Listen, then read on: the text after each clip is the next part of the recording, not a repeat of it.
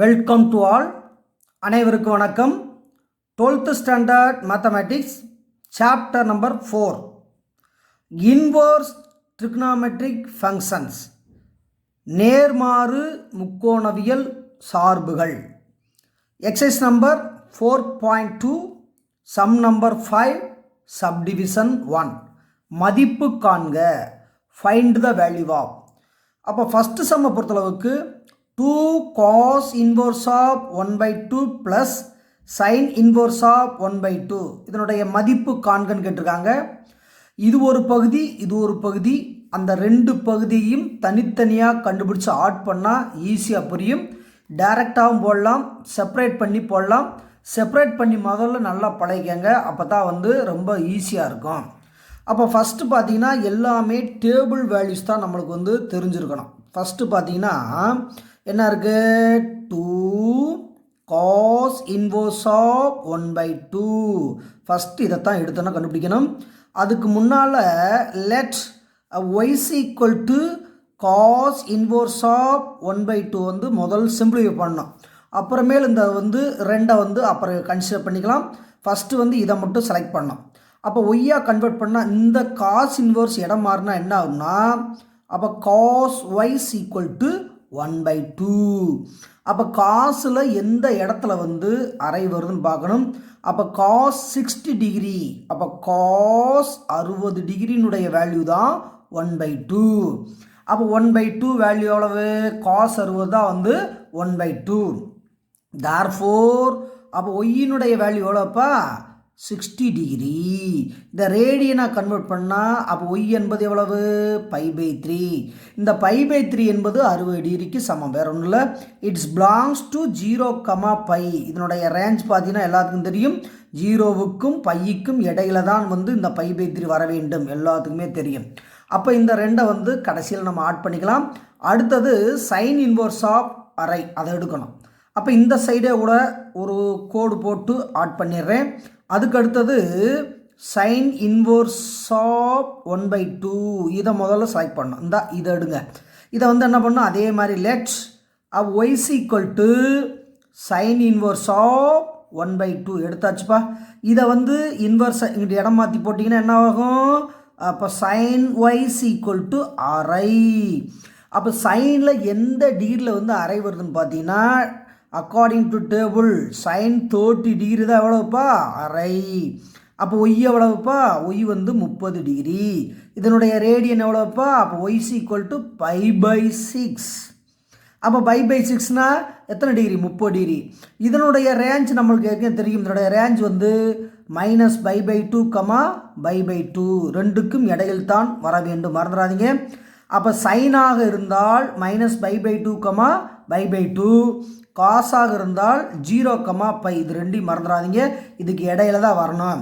அதுக்கடுத்து இனிமேல் சம்மில் இதனுடைய வேல்யூ கண்டுபிடிச்சிட்டோம், இதனுடைய வேல்யூ கண்டுபிடிச்சிட்டோம். இனிமேல் நம்ம அப்ளை பண்ண போகிறோம். இப்படி செஞ்சால் தான் உங்களுக்கு ரொம்ப தெளிவாக புரியும். அப்போ முதல்ல சிம்பிளிஃபை பண்ண சொல்லியிருக்காங்க, வேல்யூ கண்டுபிடிக்க சொல்லியிருக்காங்க. அப்போ ஆன்சர் முதல்ல என்ன பண்ண போகிறோம், கொஸ்டின் எழுதி ஆன்சர் பண்ண போகிறோம். நல்லா கவனிங்கப்பா. இப்போ 2 × cos inverse of அரை ப்ளஸ் சைன் இன்வர்ஸ் ஆஃப் அரை எடுத்து எழுதியாச்சுப்பா. அப்போ இது 2 அப்படியே இருக்கும்பா. அப்போ இதனுடைய வேல்யூ தான் எவ்வளோப்பா கண்டுபிடிச்சி வச்சுருக்கோம், π/3. ஓகேப்பா, π/3 ப்ளஸ். அப்போ சைன் இன்வர்ஸ் ஆஃப் அரை வேல்யூ இங்கே இருக்கா, இந்த இடம் பார்க்கணும். அப்போ π/6. அப்போ இதை எல்சிஎம் எடுத்து போட்டு சிம்பிளிஃபை பண்ணால் நம்மளுக்கு ஆன்சர் கிடச்சிட போகுது. அப்போ 2π/3 ப்ளஸ்ஸு π/6. இதுக்கு எல்சிஎம் எடுத்து என்னப்பா, 3க்கும் 6க்கும் எல்சிஎம் எவ்வளோப்பா, 6. எல்சிஎம்னா மீச்சியமாக 6. அப்போ 6 3ஆல் டிவைட் பண்ணால் 2. அப்போ 2 × 2 எவ்வளோப்பா, 4π ப்ளஸ் 6க்கு சரியாக போச்சு. அப்போ π. அப்போ 4π ப்ளஸ் π எவ்வளோப்பா, இப்போ 5π/6. அப்போ இதனுடைய வேல்யூ எவ்வளவு, 5π/6ன்னு கிடச்சிருது. அப்போ வேறு ஒன்றும் இல்லை, இதனுடைய வேல்யூ கண்டுபிடிக்கணும், இதனுடைய வேல்யூ கண்டுபிடிக்கணும், அப்ளை பண்ணும், சிம்பிளிஃபை பண்ணும், மறந்துடாதீங்க. காஸ் இன்வர்ஸினுடைய ரேஞ்ச் 0, π. சைன் இன்வர்ஸினுடைய ரேஞ்ச் π/2, π/2. இதை மட்டும் ஞாபகம் வச்சுக்கோங்க. இந்த ரெண்டுக்கும் இடையில் தான் வர வேண்டும். ரொம்ப சிம்பிள் சம்மு. அடுத்த சம்முக்கு போகலாம். Sum number 5 subdivision 2. Find the value of, அதாவது மதிப்பு காண்க. அதே தான் cos inverse of 1/2 plus sine inverse of -1. இப்போ கூட பார்த்தோம் காஸ் இன்வர்ஸ் ஆஃப் அரை வேல்யூ இப்போ தான் பார்த்தோம். இதை மறுபடியும் என்ன பண்ணலாம், மறுபடியும் ஒரு தடவை ப்ராக்டிஸ்காண்டி மறுபடியும் செஞ்சு தான் ஆன்சர் பண்ணணும்.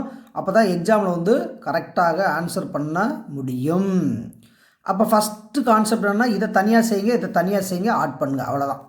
அப்போ அப்போ y = காஸ் இன்வர்ஸ் ஆஃப் 1/2 எடுத்துக்கோங்க. அதுக்கடுத்து இந்த இன்வர்ஸை மாற்றினீங்கன்னா அப்போ காஸ் y = அரை. அப்போ காசில் எந்த டிகிரியில் அரை வரும், அப்போ காஸ் எத்தனை டிகிரி வரும், π/3. அப்போ π/3 = 1/2. அப்போ π/3 எத்தனை டிகிரிப்பா, 60 டிகிரி. இப்போ தான் போட்டோம், அதனால் வந்து டைரெக்டாக எழுதிட்டேன். அப்போ ஒய்யினுடைய மதிப்பு எவ்வளவு, π/3. இட் இஸ் பிலாங்ஸ் டு எதை சொல்லியிருக்கோம், காஸ் இன்வர்ஸ்னாவே 0, π க்ளோஸ்டு ப்ராக்கெட் போடணும், மறந்துடாதீங்க. 0க்கு πக்கு இடையில் தான் வர வேண்டும் ஏற்கனவே சொல்லியிருக்கோம். அதே மாதிரி வந்துருச்சு. அதுக்கு அடுத்தது சைன் இன்வர்ஸ் ஆஃப் -y, இதை தனியாக செய்யணும். இது π/3 அப்படியே வச்சுக்கோங்க. அதுக்கு அடுத்தது சைன் இன்வர்ஸ் ஆஃப் -1 எடுத்து அப்ளை பண்ணணும். அதை அப்ளை பண்ணுறப்ப அதே கான்செப்ட் தான். Let's y = sine inverse of -1. அப்போ இதை இன்வர்ஸ் ஃபங்க்ஷன் இடம் மாறினா எப்படி மாறும், அப்போ சைன் y = -1. அப்போ சைன் வந்து எந்த இடத்துல வந்து -1 வரும்னு பார்க்கலாம். இப்போ சைன் 90 டிகிரி வந்து 1, சைன் 90 டிகிரி +1. அப்போ சைன் ஆஃப் -90 டிகிரி தான் வந்து -1, மறந்துடாதீங்க. ஏன்னா வந்து 4th quadrant பிரகாரம் sine -θ according to 4th quadrant. அப்போ சைன் ஆஃப் -θ -sin θன்னு படிச்சிருக்கோம் இல்லையா. அந்த பேசிஸில் இந்த இடத்துல என்ன எழுத போகிறோம், நல்லா கொஞ்சுங்க. அப்போ சைன் ஆஃப் -y = -1. ஏன்னா -1 வந்ததுனால சைன் ஆஃப் -y மறந்துடாதீங்கப்பா. அதுக்கு அடுத்தது சைன் ஆஃப் -yன்னு என்ன அர்த்தம்னா -y = -1. இதுதான் இங்கே எழுதிருக்கு பாருங்கள். சைன் ஆஃப் -θ - -sin θ அந்த அடிப்படை எழுதியிருக்கோம்.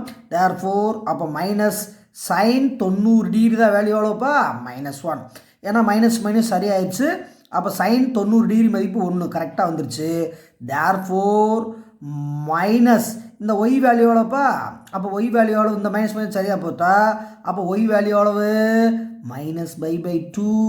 அவ்வளோதான்ப்பா. இந்த மைனஸ் தான் நம்ம இவ்வளோ சிரமப்பட்டது, வேறு ஒன்றும் இல்லை. அப்போ sine y = -1, sine of -y = -1. அப்போ sin y = -1. அப்போ -90 sin 90 டிகிரி -1. அப்போ y வந்து 90 டிகிரி, 90 டிகிரினாவே π/2, இந்த மைனஸ் அப்படியே சேர்ந்துடும். அப்போ ஒய்யினுடைய மதிப்பு -π/2 பிலாங்ஸ் டு க்ளோஸ்டு ப்ராக்கெட் -π/2, π/2. இதுதான் வந்து சைனுடைய ரேஞ்ச் எல்லாத்துக்குமே தெரியும். இப்போ ரெண்டையும் வந்து ஆட் பண்ண முடியும், ஆட் பண்ணால் ஆன்சர் வந்துட போகுது. அப்போ ஆன்சர் பார்த்தீங்கன்னா நல்லா கவனிங்க, காஸ் இன்வர்ஸ் ஆஃப் அரை ப்ளஸ் சைன் இன்வர்ஸ் ஆஃப் -1. அப்போ இதனுடைய வேல்யூ நம்மளுக்கு எப்படியும் தெரியும், எவ்வளோ கண்டுபிடிச்சி வச்சுருக்கோம், π/3. ஓகே, இதனுடைய வேல்யூ -π/2 இந்த இங்கே எழுதியிருக்கேன் பாருங்கள். அப்போ இந்த இடத்துல வந்து சுருக்கமாக கூட செய்யலாம், ஒன்றும் பிரச்சனை இல்லை. இதுக்கடுத்து எல்சிஎம் எடுத்து சிம்பிளிஃபை பண்ணி போட்டால் புக் ஆன்சர் வந்துட போகுது. இந்த எல்சிஎம் எவ்வளோப்பா 6, அல்லது குறுக்கு பெருக்கல் பாருங்க, π × 2 2π மைனஸ் 3 × π 3π பை 2 × 3 எவ்வளோப்பா 6. அப்போ 2π - 3π, அப்போ -π/6. ஆகவே இதனுடைய ஆன்சர் வந்து -π/6. ஸோ அப்போ சுருக்கமாக சொன்னால் இதனுடைய வேல்யூ கண்டுபிடிக்கணும், இதனுடைய வேல்யூ கண்டுபிடிக்கணும், ரெண்டையும் ஆட் பண்ணால் ஆன்சர் வந்து ஈஸியாக கிடச்சிடும். இதை வந்து சுருக்கமாக வச்சு செய்யலாம். நல்லா ப்ராக்டிஸ் பண்ணிவிட்டு நீ சுருக்கமாக வச்சு போட்டால் போதுமானது. புரிகிற வரைக்கும் கொஞ்சம் தெளிவாகவே படிங்க, அப்போ தான் ஈஸியாக இருக்கும். அப்போ காஸ் இன்வர்ஸ் அரையினுடைய மதிப்பு π/3, சைன் இன்வர்ஸ் -1 மதிப்பு -π/2. இது டேரெக்டாக மைண்ட்லேயே வச்சு கூட போடலாம்ப்பா. ஏன்னா இது பாசிட்டிவில் இருக்க டேரெக்டாக போடலாம், நெகட்டிவ் இருக்குது, அப்போ நெகட்டிவ் போட்டு π/2 போட்டாவே ஆன்சர் வந்துடும். அதை சிம்பிளிஃபை பண்ணால் -π/6. அடுத்த சம்முக்கு போகலாம், தயாராகிக்குங்க. Sum number 5 subdivision 3. இது ரொம்ப முக்கியமான சம்மு கூட. cos inverse of cos π/7 into cos π/17 minus sin π/7 into sin π/17. இதில் பார்த்தீங்கன்னா ஒரு ஃபார்முலா வந்து ஒற்றுமை இருக்குது. π/7 இங்கே இருக்குது, π/7 இங்கே இருக்குது, π/17 இங்கே இருக்குது, π/17 இங்கே இருக்குது. அப்போ இது எதனுடைய ஃபார்முலான்னா ஃபஸ்ட்டு வந்து இதை மட்டும்தான் எடுத்து சிம்பிளிஃபை பண்ணணும், மறந்துடாதீங்க. இதை எடுத்து சிம்பிளிஃபை பண்ணிட்டு இங்கே அப்ளை பண்ணிடலாம். அப்போ இதை சிம்பிளிஃபை பண்ணுறப்ப இதுக்கு ஒரு ஃபார்முலா உங்களுக்கு கண்டிப்பாக யாவும் வந்திருக்கணும். என்ன ஃபார்முலானா cos inverse of cos x is equal to x. இதுதான் இந்த கான்செப்ட். அப்போ இந்த கான்செப்டில் தான் வந்து ஆன்சர் பண்ண போகிறோம். அதுக்கு முன்னால் இந்த அண்டர்லைன் பண்ணியிருக்கு இல்லையா, இந்த பார்ட்டை எடுத்து செய்ய போகிறோம். அப்போ இந்த பார்ட் எப்படி இருக்குன்னா நல்லா கவனிங்கப்பா. cos of a plus b is equal to cos a cos b minus sin a sin b. அந்த பேசிஸில் இருக்குது, மறந்துடாதீங்க. அப்போ cos a cos b minus sin a sin b என்பது cos of a plus b. அப்போ அந்த அடிப்படையில் a என்பது எவ்வளவுனா π/7, b என்பது π/17, வேறு ஒன்றும் கிடையாது, அதுதான் இதனுடைய வேல்யூ. அப்போ இங்கே விரிச்சதுன்னா அப்போ காஸ் இந்த இடத்துல π/7 ப்ளஸ் π/17 சீக்வல் டு அப்படியே ஃபார்முலா எக்ஸ்பேண்ட் பண்ணி எழுதுங்க. அப்போ cos a into cos b minus sin a எவ்வளவு sin a into sin b. இதை ஏன் எழுதிருக்கீங்கன்னா அப்போ தான் கம்பேர் பண்ணுறப்ப கரெக்டாக வரணும், இல்லைனா ஆன்சர் வந்து மிஸ்டேக் ஆகிரும். அப்போ இதனுடைய ஆன்சர் பார்த்தீங்கன்னா என்னப்பா வருது, cos π/7 ப்ளஸ் π/17 வருது. அப்போ இது கரெக்டாக ஃபார்முலா வர்றதுனால அப்போ cos π/7 ப்ளஸ் π/17 வந்து என்ன பண்ணணும், சிம்பிளிஃபை பண்ணி ஆன்சர் பண்ணணும். அதை வந்து சிம்பிளிஃபை பண்ணாப்பா குறுக்கு பெருக்கில் பெருக்கும்ப்பா.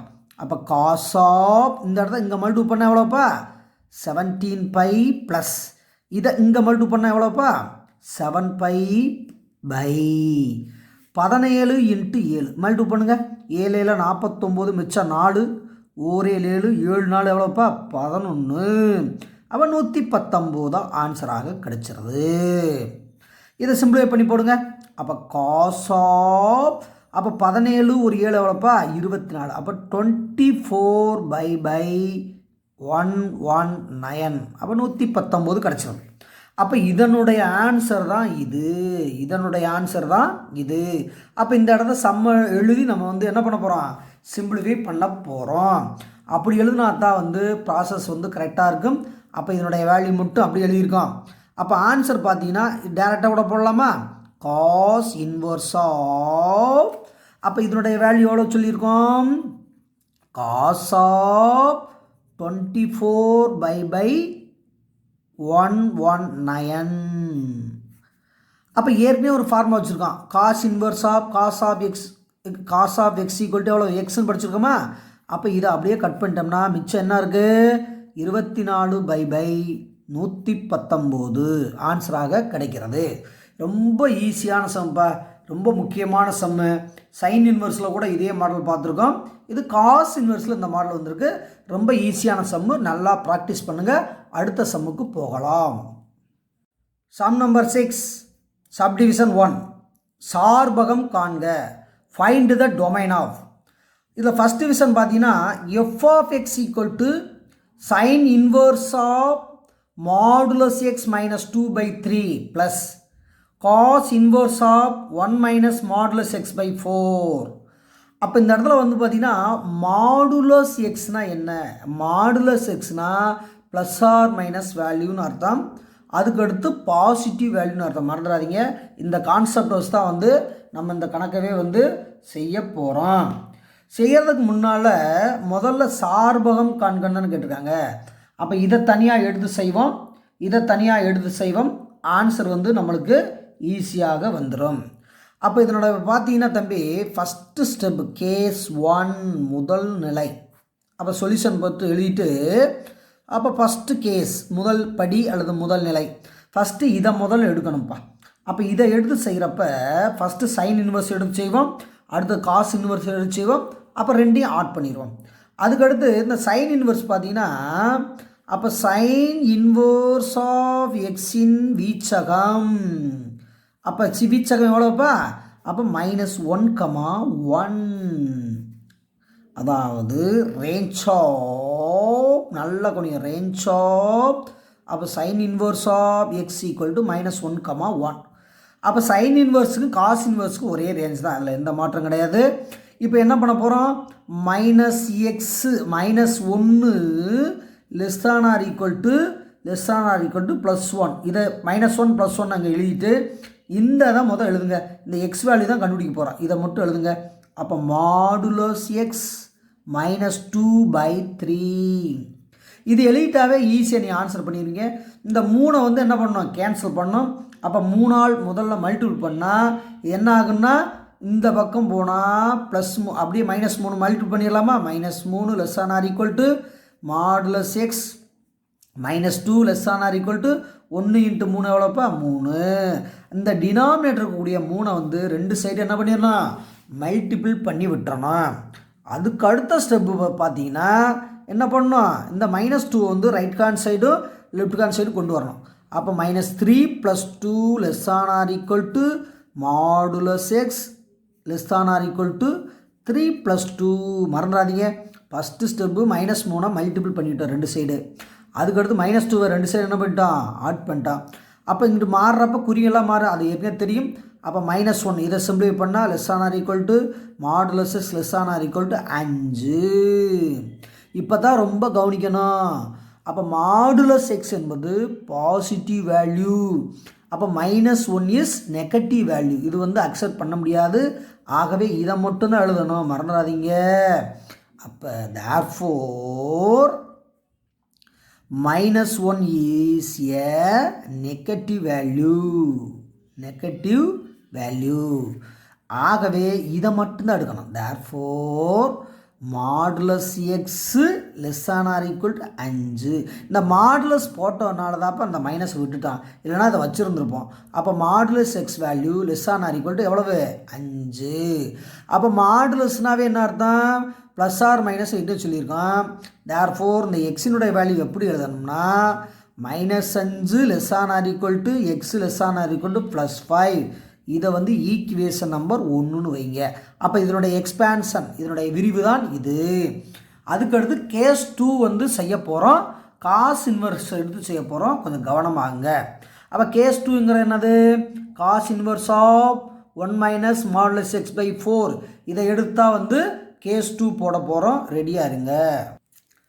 கேஸ் 2 அடுத்த பகுதி எடுத்துருக்கோம். அப்போ காஸ் இன்வர்ஸ் எக்ஸ் இருக்குது. அப்போ காஸ் இன்வர்ஸ் எக்ஸின் வீச்சகம் -1,1. Range of cos inverse of x equal to -1,1. அந்த காஸ் இன்வர்ஸ் ஆஃப் எக்ஸ் அந்த எக்ஸினுடைய வேல்யூ மட்டும் என்ன பண்ணியிருக்கோம்? எழுதியிருக்கோம். அப்போ -1 less or equal to 1 - modulus x/4 less or equal to 1. இதை எடுத்துகிட்டு முதல்ல செஞ்சோம் இல்லையா, அதே மாடலில் தான் என்ன பண்ணோம்? சிம்பிளை பண்ணி போடணும். அப்போ இந்த 4 வந்து ரெண்டு சைடு என்ன பண்ணிடணும்? குறுக்கு பெருக்கல் மல்டிபிள் பண்ணி விட்டுங்க. அப்போ -4 less or equal to 1 - modulus x less or equal to 1. ஓகேப்பா. 4 அப்படியே மல்டிபிள் பண்ணால் அவ்வளோ 1 × 4 4. இது -4. ஓகேப்பா. இப்போ என்ன பண்ணணும்னா நல்லா கவனிக்கணும். இந்த 1 வந்து இங்கிட்டு போனால் -1 ஆகும், இங்கிட்டு போனாலும் -1 ஆகும். அப்போ -4 -1 less or equal to modulus x less or equal to 4. இந்த 1 அங்கிட்டு போனால் எவ்வளவு? -1. அப்போ வேறு ஒன்றும் இல்லை, 1 வந்து இடம் மாற்றிட்டான். நம்மளுக்கு தேவை எக்ஸ் வேல்யூ தான். அப்போ -5 less or equal to modulus x less or equal to எவ்வளோப்பா? 3. இப்போ இந்த மைனஸை வந்து கேன்சல் பண்ணோம். இந்த மைனஸை கேன்சல் பண்ணோம்னா என்ன பண்ணோம்? மைனஸால் மல்டிபிள் பண்ணோம். அப்போ மல்டிபிள் பை மைனஸ். அப்போ மைனஸால் மல்டிபிள் பண்ணால் நல்லா கவனிங்க. இப்போ மைனஸ் ஆஃப் -5. அப்போ மைனஸால் பெருக்கிறப்ப இன்இக்வாலிட்டி இடம் மாறும், மறந்துடாதீங்க. அதுதான் முக்கியமான கான்செப்ட். இந்த இடத்துல வந்து இன்இக்வாலிட்டி இடம் மாறும். அப்போ minus of minus modulus x greater or equal to -3. அப்போ இந்த இடத்துல நல்லா கவனிங்க. டேரெக்டாகவே போடலாம். உங்களுக்கு மைனஸால் மல்டிபிள் பண்ணுறது எப்படிங்கிறதுக்கான காமிச்சிருக்கேன். அப்போ மைனஸால் எல்லா இடத்துலையும் போட்டால் இன்இக்வாலிட்டி மாறும். இருந்தால் less than or equal to எப்படி மாறி இருக்குது, greater or equal to. Less than or equal to எப்படி மாறி இருக்குது, கிரேட்டர் ஆர் ஈக்குவல் டு. இதை சுருக்குனா 5 greater or equal to modulus x greater or equal to 3. என்ன 3? -3. இப்போ இதை வந்து நம்ம வழக்கம் போல் வந்து இன்இக்வாலிட்டி அப்படியே வச்சு மாற்றி எழுதுனா -3 இங்கே 5 அப்படி எழுதிங்க. Less than or equal to modulus x. அப்போ இந்த வேல்யூ ஒன்று தான். -3 காட்டிலும் மாடுலஸ் எக்ஸ் பெரியது, மாடுலஸ் எக்ஸை காட்டிலும் 5 பெரியது. அதுதான் இந்த கான்செப்ட். அதே தான் அது, இதைத்தான் எழுதியிருக்கேன்.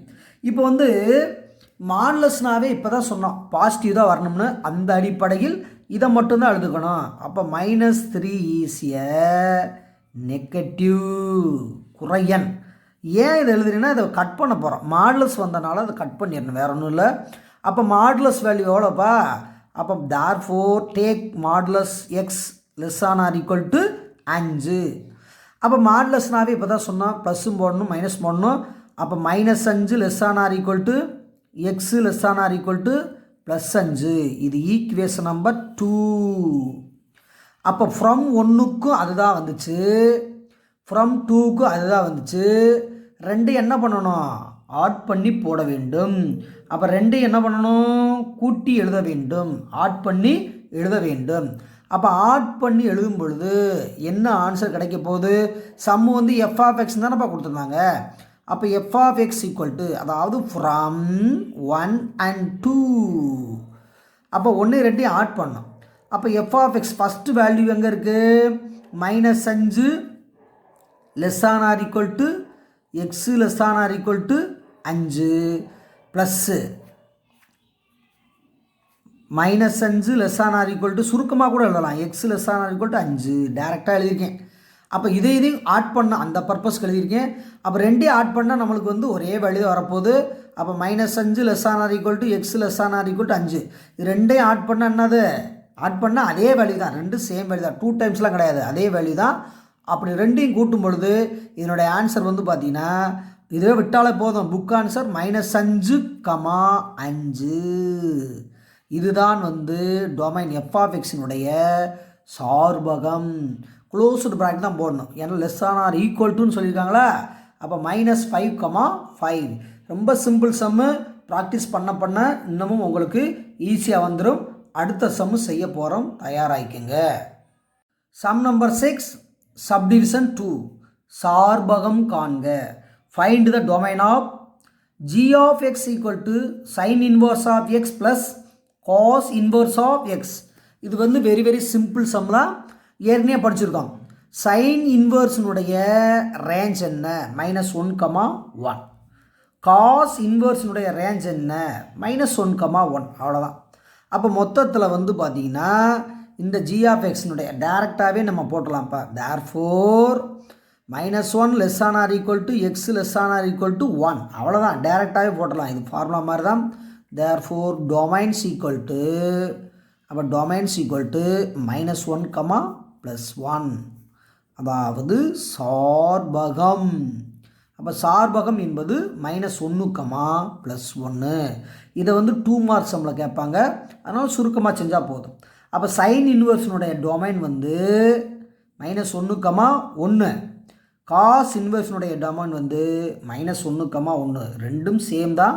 2 ஆன்சர் ஈக்குவல் ஆன்சர்னால -1, முடிச்சாவே போதுமானது. அடுத்த சம்முக்கு போகலாம், தயாராகிக்குங்க. Sum number 7. எக்ஸின் எந்த மதிப்பிற்கு சமநிலை? y/2 less than cos inverse of 3x - 1 less than pi வந்து மெய்யாகும். அப்போ எந்த நிலையில் வந்து சமநிலைனா இன்இக்வாலிட்டி, வேறு ஒன்றும் கிடையாது. Sum number 7. For what values of x the inequality π/2 less than or equal to cos inverse of 3x minus 1 less than pi hold. அப்போ எந்த மதிப்புக்கு வந்து இது சாட்டிஸ்ஃபைட் ஆகுன்னு கேட்டிருக்காங்க. அப்போ ரொம்ப ரொம்ப சிம்பிளான சம்மு. இதில் நீங்கள் கவனிக்கப்பட வேண்டியது லெஸ் தான் தான் கொடுத்துருக்காங்க, பார்த்துக்கோங்க. இப்போ சொல்யூஷன் எழுதுறதுக்கு முன்னால் முதல்ல அங்கே நல்லா கவனிங்களேன். ஃபஸ்ட்டு சம் எழுதுங்கப்பா. π/2 less than cos inverse of 3x minus 1 less than pi. இந்த cos inverse x இடம் மாறும் பொழுது காஸாக மாறிடுமா? அப்போ cos π/2 அப்போ less than 3x minus 1 less than cos pi. அப்போ என்ன cos inverse x இந்த சைடும் போயிடும், இந்த சைடும் போயிடும். அப்போ cos π/2னா 90 டிகிரி. cos 90 டிகிரி மதிப்பு எவ்வளோப்பா? cos 90 மதிப்பு 0. அப்போ cos 0 டிகிரி தான் வந்து 1. cos π/2 மதிப்பு 0 லெஸ் தான் 3x minus 1 லெஸ் தான். அப்போ cos pi மதிப்பு -1 ஏற்கனவே படிச்சுக்கோங்க அவருக்கா. அப்போ cos n pi is equal to -1 power n ஒரு ஃபார்முலா படிச்சிருக்கேன் அவருக்கா. அப்போ அந்த அடிப்படையில் cos 1 pi என்பது -1 ஏற்கனவே தெரியும். இதை நல்லா மைண்டில் வச்சுக்கோங்க. cos pi என்பது -1, cos 90 என்பது 0. இந்த ஃபார்முலாவையும் மைண்டில் வச்சுக்கோங்க. cos n pi அப்போ sin n pi 0, cos n pi என்பது -1 power n எல்லாத்துக்குமே நல்லாவே தெரியும். அதுக்கடுத்து நம்ம எக்ஸ் வேல்யூ தான் வந்து கண்டுபிடிக்கணும், வேறு ஒன்றும் கிடையாது. அப்போ எக்ஸ் வேல்யூ கண்டுபிடிக்கிறப்ப எப்படி செய்யணும்? இந்த ஒன்றை வந்து என்ன பண்ணணும்? இடம் மாற்றி போடுங்க. அப்போ 0 அப்படியே இருக்கும். இந்த -1 இங்கிட்டு வந்தால் +1 லெஸ் தான் 3x லெஸ் தான் -1 அப்படியே இருக்கும். இந்த ஒன்று அங்கிட்டு போனால் என்ன ஒன்றுப்பா? +1. அப்போ இது 1 லெஸ் தான் 3x லெஸ் தான் இது எவ்வளோப்பா? 0. அது 0. அப்போ 0ங்கிறப்ப நல்லா கவனிச்சுக்கோங்க. இந்த இன்இக்வாலிட்டி வந்து நல்லா செக்அப் பண்ணணும். இந்த 3 வந்து என்ன பண்ணணும்? டிவைட் பண்ணுங்கள். அப்போ டிவைட் பை 3 ஏன்னா எக்ஸ் தான் வேணும் நம்மளுக்கு. அப்போ 1/3 ஆயிரும் less than x less than 0/anything 0. அப்போ காட்டணும் இது பாருங்கப்பா. அப்போ 1/3 less than or equal to x less than or equal 0.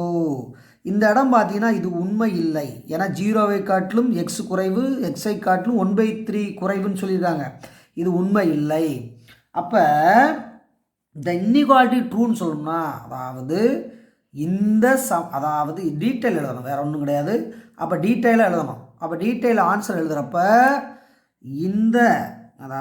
இந்த சார்பு உண்மையெனில் இப்படி இருக்க வேண்டும். எப்படி? உண்மையெனில் 0 லெஸ் தேன் எக்ஸு லெஸ் தேன் 1/3 இப்படித்தான் இருக்க வேண்டும். அப்படின்னா தான் வந்து இந்த இன்இக்வாலிட்டி கரெக்டுன்னு அர்த்தம். ஏன்னா இது மாறி இருக்க வேண்டும், வேறு ஒன்றும் இல்லை. அப்போ த இன்இக்வாலிட்டி இஸ் ட்ரூ அப்படி சொல்லணும்னா ஒன்லி வென் எப்போ 0 லெஸ் தான் எக்ஸ் லெஸ் தான் 1/3 அப்படி இருந்தால்தான் வந்து சாத்தியம். அப்போ இது வந்து சாத்தியம் கிடையாது. இப்படி இருந்தால்தான் நம்மளுக்கு சாத்தியமாகும், மறந்துடாதீங்க. அப்போ இந்த சார்பு உண்மையாக இருந்தால், அந்த சார்பு சமனின்மை உண்மையாக இருந்தால் இப்படி தான் இருக்கணும். 0வை காட்டிலும் எக்ஸு பெரியது, எக்ஸை காட்டிலும் 1/3 பெரியது, 1/3 பெரியது, இப்படி வரணும். அப்போ இது வந்து கண்டிஷன் தப்பு இல்லையா? அப்போ இந்த இது வந்தால் தான் correct. The inequality is true when எப்பொழுது only 0 less than x less than or less than 1/3. Therefore x value belongs to 0, 1/3. Ordinary bracket தான் போடணும். ஏன்னா அந்த இடத்துல லெஸ் ஆன் ஆர் ஈக்குவல் டுன்னு கொடுக்கல இல்லையா? அதனால் 0, 1/3 போடணும். அடுத்த சம்முக்கு போகலாம், தயாராகிக்கங்க. Sum number 8 subdivision 1. Find the value of மதிப்பு காண்க. இது இம்பார்ட்டன்ட் சம், கொஞ்சம் நல்லா கவனிச்சுக்கோங்க. Cos inverse of 4/5 plus sine inverse of 4/5. அப்போ இந்த பார்ட் வந்து ஒரு பகுதி, அதோட வந்து காஸ் வந்து மெர்ஜ் ஆகிருக்கு. அப்போ இது வேறு இது வேறு. அப்போ இந்த இடத்துல பார்த்தீங்கன்னா 4/5 ப்ளஸ் இங்கேயும் 4/5 கரெக்டாக இருக்குது. அப்படி இருந்துட்டாவே வந்து ஈஸியாக நம்மளால் ஆன்சர் பண்ண முடியும். அப்போ ஆன்சர் பண்ணுறதுக்கு முன்னால் ஒரு ஃபார்முலாவை கண்டிப்பாக ஞாபகம் வச்சுருக்கணும். அப்போ we know that sine inverse of x plus cos inverse of x equal to pi 2. இந்த ஃபார்முலா எல்லாத்துக்குமே தெரிஞ்சிருக்கும். தெரியாட்டி கொஞ்சம் ஞாபகம் வச்சுங்க. அப்போ sine inverse of x plus cos inverse of x equal to pi 2. இந்த எக்ஸுக்கு பதிலாக 4/5 அப்ளை பண்ணுங்க. அப்போ sine inverse of 4/5 plus cos inverse of 4/5 ஒரே மாதிரி தான் அப்ளை பண்ண முடியும். அதையும் பார்த்துக்குங்க, ஒரே மாதிரி தான் இருக்குது. இப்போ இந்த இடத்துல எது மட்டும் பேலன்ஸ் இருக்குன்னா காஸ் மட்டும் இருக்குது. அப்போ ரெண்டு பக்கமும் காஸ் ஆல் மல்டிபிள் பண்ணுங்கள். அப்போ காஸ் ஆல் ரெண்டு பக்கமும் என்ன பண்ணுங்கள், மல்டிபிள் பண்ணுங்கள். அப்போ மல்டிபிள் பண்ணால் என்ன ஆகும்னா sine inverse of 4/5 plus cos inverse of 4/5. இந்த இடத்துல காஸ் பை 2. அப்போ காஸ் பை 2ன்னா எத்தனை டிகிரிப்பா, 0, 90 டிகிரி, வேறு ஒன்றும் கிடையாது. அப்போ ஆன்சர் வந்து cos of sine inverse of 4/5 plus cos inverse of 4/5 value 0. அப்போ எவ்வளோ சிம்பிளாக முடிஞ்சிருப்பாருங்க. அப்போ இந்த ஃபார்முலா வந்து தெரிஞ்சிருந்தா நம்ம வந்து இந்த ஆன்சர் வந்து ஈஸியாக கம்ப்ளீட் பண்ணிடலாம். அடுத்த சம்முக்கு போகலாம், ரெடி ஆகிக்குங்க. Sum number 8 subdivision 2. இந்த சம்மோட இந்த வீடியோ முடிய போது கொஞ்சம் கேர்ஃபுல்லாக கவனிங்க. Cos inverse of cos of 4/3 plus cos inverse of cos of 5/4 இதனுடைய மதிப்பு கேட்டிருக்காங்க. ரொம்ப ஈஸியான சம்மு. இதை தனியாக செய்யணும், இதை தனியாக செய்யணும், ஆட் பண்ணணும். அதுக்கு முன்னால் உள்ளே இருக்க ப்ராக்கெட் உள்ளே இருக்க சிம்பிளை பண்ணும், இதை சிம்பிளை பண்ணும், அப்படியே ஆட் பண்ணும். டேரெக்டாக போட்டால் கொஞ்சம் சிரமமாக இருக்கும், தனித்தனியாக பிரித்து போட்டால் இது நல்லாயிருக்கும். அப்போ ஆன்சருக்கு போகிறதுக்கு முன்னால் ஒரு ஃபார்முலாவை ஃபஸ்ட்டு எழுதிக்கங்க. என்ன ஃபார்முலானா cos inverse of cos x equal to x. இந்த ஃபார்முலாவின் அடிப்படையில் தான் செய்ய போகிறோம். ஃபஸ்ட்டு வந்து இதை எடுத்து செலக்ட் பண்ணுங்கப்பா. இதை எடுத்துகிட்டு அடுத்து இதை சிம்பிளை பண்ணுவோம். அதுக்கு அடுத்தது காஸ் ஆஃப் 4/3. அப்போ இதை எடுத்து சிம்பிளை பண்ணோம். இது வந்து 4/3 என்பது தகாபின்னத்தை குறிக்கும். அப்போ தகாபின்னம்னா என்ன, தகாபின்னம் இம்ப்ராப்பர் ஃப்ராக்ஷன். அப்போ வந்து ரெடியூஸ் பண்ணால் அப்போ காஸ் ஆஃப் 5 + π/3. இதை சிம்பிளை பண்ணி பாருங்கள். இதை சிம்பிளை பண்ணால் 3 1 எவ்வளவு 4 பை வந்துடுதா. அப்போ இது எந்த கோடன்னு பார்க்கணும்ப்பா, அது ரொம்ப முக்கியமானது. இது வந்து யாவச்சிட்டே இருக்கணும். அப்போ இது பார்த்தீங்கன்னா ஃபஸ்ட்டு கோடன், இது செகண்ட் கோடன், இது தேர்டு கோடன், இது ஃபோர்த்து கோடன். இது வந்து π + π/3. அப்போ π + θ எங்கேப்பா வரும், இது வந்து 90 - θ, இது 90 + θ, 180 - θ, இது எத்தனை θ, 180 + θ. அப்போ இந்த கோடன் தேர்டு கோடன். அப்போ இது ASTC. அப்போ டேனுக்கு மட்டும்தான் பாசிட்டிவ், காட்டுக்கு பாசிட்டிவ், மற்றக்கெல்லாம் நெகட்டிவ் வரும். ஏற்கனவே நம்மளுக்கு தெரியும். அப்போ 180 + θங்கிறது எந்த கோடன்ப்பா, தேர்டு கோடன். அப்போ என்ன பண்ணலாம், மைனஸ் அப்ளை பண்ணணும். அப்போ காசா இது வந்து இந்த இடத்துல நல்லா கவனிங்க, π + π/3 இருக்குல்ல. அப்போ மைனஸ் அப்ளை பண்ணிட்டு தேர்டு கோடன் பிரகாரம் அப்ளை பண்ணியாச்சு. அதுக்கு அடுத்தது 180 மாற்றக்கூடாது, அப்படியே வச்சுக்கணும். அப்போ காசா π/3, இந்த π/3 அப்படியே போட்டுறணும், வேறு ஒன்றும் கிடையாது. அப்போ இந்த இடம் நல்லா கவனிச்சுக்கோங்க.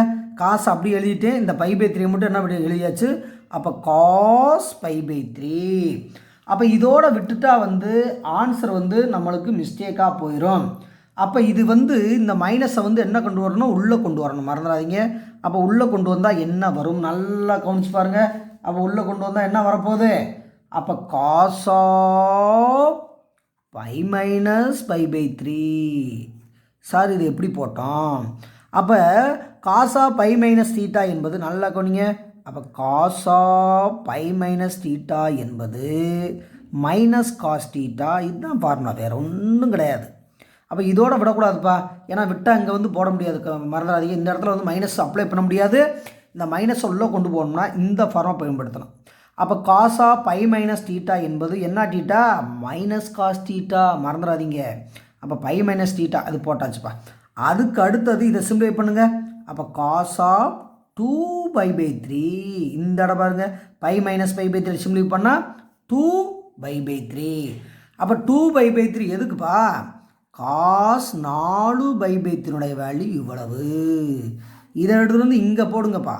அப்போ இந்த சம் இருக்கு இல்லையா, இந்த ஃபஸ்ட்டு பார்ட் இருக்கு இல்லையா, இந்த பார்ட் இருக்கு இல்லையா, இங்கே எடுத்து அப்ளை பண்ணுங்க. அப்போ இங்கே எடுத்து அப்ளை பண்ணால் காஸ் இன்வர்ஸ் ஆஃப், நல்லா கவனிக்கணும், cos inverse of cos of 4/3 value தான் எவ்வளவு? அப்போ இங்கே பாருங்க, அப்போ cos inverse of cos of இதனுடைய வேல்யூ தான் என்ன கண்டுபிடிச்சிருக்கான்? 2/3. அப்போ இந்த ஃபார்முலா அப்புறம் இது போயிடுச்சுன்னா இதனுடைய ஆன்சர் 2/3, 2/3ன்னு கிடச்சிருக்கு. அப்போ அடுத்த பகுதி இதே மாதிரி செஞ்சு ஆட் பண்ணால் ஆன்சர் வந்து நம்மளுக்கு ஈஸியாக கிடைத்துவிடும். இந்த பகுதியை வேணால் கேஸ் 1ன்னு வச்சுக்கோங்க. நெக்ஸ்ட் பார்ட்டை வந்து கேஸ் 2ன்னு வேணால் எழுதுவோமா? அப்போ கேஸ் 2. அடுத்த பார்ட் என்ன பார்ட்டுப்பா? Cos inverse of cos of 5/4 இதனுடைய வேல்யூ கண்டுபிடிக்க போகிறோம். அப்போ இதனுடைய வேல்யூ கண்டுபிடிக்கிறப்ப இதை மட்டும் எடுத்து ஒர்க் பண்ணுங்கள். அதை மாதிரி செய்யுங்க. அப்போ காஸ் ஆஃப் 5/4 எப்படி பிரிக்கலாம் தம்பி? அப்போ காஸ் ஆஃப் இது 5/4 எப்படியா பிரிக்கலாம்? அப்போ 5ங்கிறப்ப π + π/4 ஆட் பண்ணுங்கள். இதை அப்படியே மல்டிபிள் ஆட் பண்ணால் இந்த வந்துருமா? அப்போ இது எந்த குவாட்ரண்ட் வரும்? இப்போ தான் சொன்னோம் நம்ம எந்த குவாட்ரண்ட் வரும்? π + θ என்பது எந்த குவாட்ரண்ட்டு? Third quadrant. அப்போ தேர்டு குவாட்ரண்ட் டேனுக்கு ப்ளஸ். அப்போ இது மைனஸ்ஸு. இது எப்படி மாறப்போகுது பாருங்கள். அப்படியே மாறினா என்ன வரப்போகுது? காஸ் ஆஃப் என்னது? π/4. நல்லா கவனிங்க. அப்போ மைனஸ் காஸ் ஆஃப் π/4. இப்போ தானே சொன்னால் இந்த மைனஸ் வந்தாவே உள்ளே போனால் எப்படி போடலாம்? காஸ் ஆஃப் π - θ அந்த பேசிஸுக்கு கொண்டு போயிடணும். மறந்துடாதீங்கப்பா. ஏன்னா இந்த மைனஸ் வந்து இங்கே அப்ளை பண்ண முடியாது. அதனால தான் இந்த மைனஸை வந்து வேறு ஃபார்மேட்டு கொண்டு வரோம். அப்போ வேறு ஃபார்மேட் கொண்டு போயிட்டா நம்மளுக்கு காஸ் ஆஃப் π/4ங்கிறது காஸ் ஆஃப் மைனஸ் வந்து உள்ளே போயிட்டா π - π/4. மறந்துடாதீங்க. இது ரொம்ப ரொம்ப முக்கியமான இடம், கிரிட்டிக்கலான இடம். கொஞ்சம் தெளிவாக கொஞ்சிக்கோங்க. அப்போ இதை சிம்பிளை பண்ணுங்கப்பா. அப்போ காஸ் ஆஃப் 3/4 இது எதனுடைய வேல்யூப்பா? Cos of 5/4 value. இதை எடுத்துகிட்டு வந்து நம்ம இந்த இடத்துல போய் போடலாமா? அப்போ அந்த இடத்துல போய் அப்ளை பண்ணுவோமா? அப்போ அப்ளை பண்ணால் என்ன வரப்போகுது? Cos inverse of cos of 5/4 அப்படிங்கிறது காஸ் இன்வர்ஸ் ஆஃப் காசு 3/4 மாற்றமாயிருக்கு. அப்போ நம்மளுக்கு ஆன்சர் வந்து இதை கட் பண்ணிட்டா இதனுடைய கட் பண்ணிட்டா ஆன்சர் என்ன போகிறது? 3/4. அப்போ இந்த ரெண்டையும் ஆட் பண்ணால் 3/4 என்ன கண்டுபிடிச்சிருக்கோம், 2/3 என்ன கண்டுபிடிச்சிருக்கோம். ரெண்டையும் வந்து சம்மை எழுதி ஆட் பண்ணால் ஆன்சர் வந்து நம்மளுக்கு ஈஸியாக கிடச்சிடும். அப்போ சம்மு என்னப்பா பார்த்தோம்? அப்போ சம்மை பொறுத்தளவுக்கு cos inverse of cos of 4/3 நோட்டில் நீங்கள் எழுதிட்டே வரணும். Plus cos inverse of cos of 5/4. அப்போ இதனுடைய வேல்யூ எவ்வளோப்பா? இதனுடைய வேல்யூ பார்த்தீங்கன்னா அப்போ இதனுடைய வேல்யூ ஃபஸ்ட்டு வேல்யூ கண்டுபிடிச்சிட்டோம். எவ்வளவு? 2/3 ப்ளஸ் இதனுடைய வேல்யூ இப்போ தானே கண்டுபிடிச்சோம் 3/4. இதை சிம்பிளை பண்ணுவோமா? அப்போ 2 × 4 எவ்வளோப்பா? 8π ப்ளஸ் 3 × 3 எவ்வளோப்பா? 9π/, முன்னாங்க 12. அதை சிம்பிளை பண்ணி போட்டால் எவ்வளோப்பா வருது? 8ம் ஒரு 9 ஆட் பண்ணால் 17π/12. அப்போ இதுதான் வந்து ஆன்சர். புக்கில் என்ன பண்ணியிருக்காங்கன்னா -7π/12ன்னு போட்டிருக்காங்க. இது ஓல்டு புக்கு. நியூ புக்கில் எடிட் பண்ணியிருப்பாங்க. அப்போ 17π/12 இதனுடைய ஆன்சர். அப்போ இது வரைக்கும் நிறைய சம்மு பார்த்துருக்கோம். யாரும் மிஸ் பண்ணாமல் வீடியோவை ஸ்கிப் பண்ணாமல் நல்லா கவனிக்கணும். அப்போ தான் வந்து ஈஸியாக அண்டர்ஸ்டாண்ட் பண்ண முடியும். ஆகவே நல்லா ப்ராக்டிஸ் பண்ணி பார்க்கணும். அப்போ தான் வந்து ட்ரிக்னாமெட்ரியில் வந்து வின் பண்ண முடியும். நல்லா ப்ராக்டிஸ் பண்ணுங்கள், லைக் பண்ணுங்கள், ஷேர் பண்ணுங்கள், சப்ஸ்கிரைப் பண்ணுங்கள், பெல் பட்டனை மறக்காமல் ப்ரெஸ் பண்ணுங்கள். அடுத்த வீடியோவில் சந்திப்போம். நன்றி, வணக்கம்.